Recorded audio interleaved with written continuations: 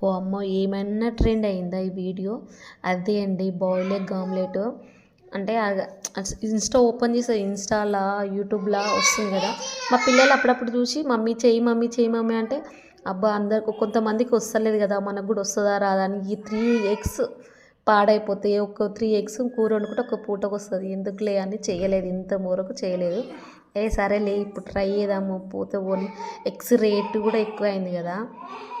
సరేలే చేద్దాంలే ఇక మా పిల్లలు అడుగుతుర్రు కానీ చేసేసిన. ఫస్ట్ ఒక ఎగ్గుని ఉడకబెట్టుకోవాలి. ఒక ఎగ్ ఉడకబెట్టుకున్న తర్వాత 2 ఎగ్స్‌ని గిల్లకొట్టుకోవాలి. మనం పోపు పెట్టుకున్న ప్యాన్‌లో కొంచెం నూనె పోసి, నూనె కొంచెం వేడి కావాలి. ఫస్ట్ అది గుర్తుపెట్టుకోరు. నూనె వేడైనాక ఇప్పుడు మనం వేసుకున్న ఉడకబెట్టిన మనం గిల్లకొట్టుకున్న ఎగ్గును కూడా దాని మీద వేసి కొంచెం కారము, కొంచెం ఆనియను, ఇంకా కొంతమంది టమాటా, క్యారెట్ కూడా వేస్తుర్రు. ఉప్పు, కారము, ఇంట్లో ఉంటే పెప్పర్ ఉంటే పెప్పరు, కొత్తిమీర వేసి ఇక అంటే తిరగడము.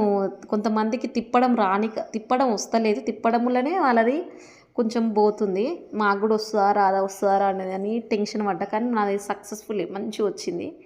ఇక అటు నుంచి తిప్పినాక కూడా కొంచెం కారము, కొంచెం ఉప్పు వేసుకొని ఇక ఈ ప్లేట్లోకి వేసుకోవడమే. మా వాళ్ళు ఎట్లా తిన్నారో నెక్స్ట్ వీడియోలో చూపిస్తా. Bye bye.